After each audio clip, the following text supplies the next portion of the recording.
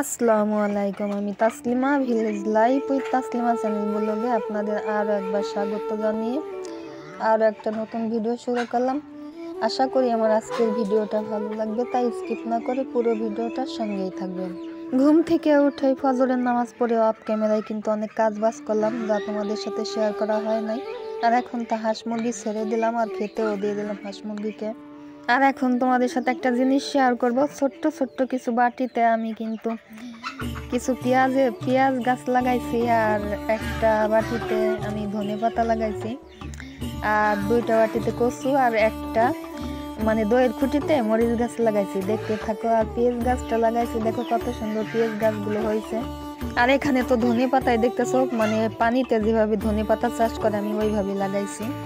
আর আবারও চলে আসলাম হাঁস মুরগির কাছে, কারণ আমি ওই ছাপড়া ঘরে যখন গেছিলাম রাজহাঁস ছাড়তে আর তোমার হাঁসের বাচ্চা ছাড়তে, তখন দেখি ওই একটা তাক পিটাইছি, সেই তাকের পর আর কি আমি ওই পেঁয়াজ গাছগুলো রাখছি বাটিতে, আর ধনেপাতা আর কচু আর মরিচ গাছ, তাই চোখে পড়লো, তাই তোমাদের সাথে একটু শেয়ার করলাম, কারণ অনেক দিন ধরেই রাখছি। আর প্রথম দিকে ঠিকই রাখছি, তোমাদের সাথে শেয়ার করা হয় নাই, তাই আজ তোমাদের সাথে একটু শেয়ার করলাম। আর ভিডিওটা দেখতে থাকো, আশা করি আজকের ভিডিওটা একটু বেশি ভালো লাগবে।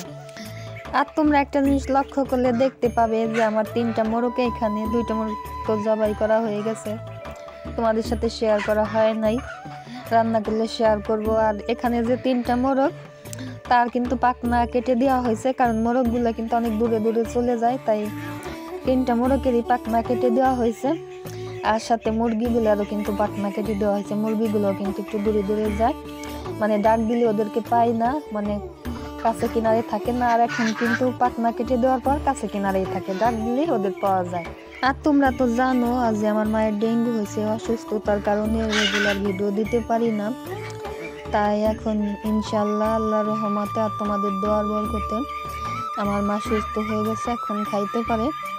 ইনশাল্লাহ আমি প্রতিদিন এখন ভিডিও দেওয়ার চেষ্টা করব, তোমরা দেখবা আর আমার পাশে থাকবা।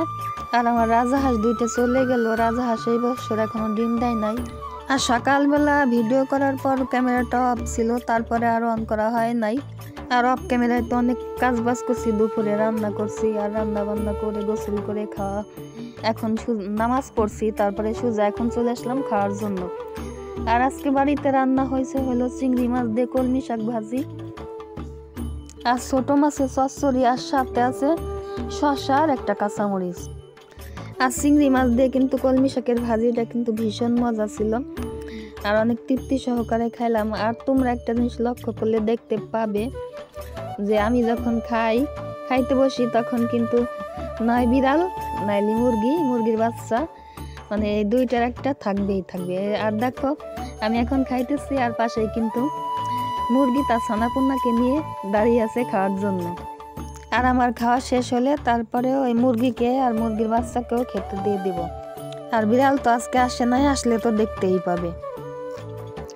আর হ্যাঁ, তোমরা যারা আমার ভিডিওটা দেখছো এখন একটা লাইক দিতে ভুলে গেছো, তাদেরকে রিকোয়েস্ট করব লাইকটা দিয়ে পুরো ভিডিওটা কন্টিনিউ করবে, আর সাবস্ক্রাইব করে আমার পাশে থাকবে। আর যারা সাবস্ক্রাইব করে আমার পাশে আসো আর লাইক দিয়ে পুরো ভিডিওটা দেখো, তাদেরকে অসংখ্য অসংখ্য ধন্যবাদ।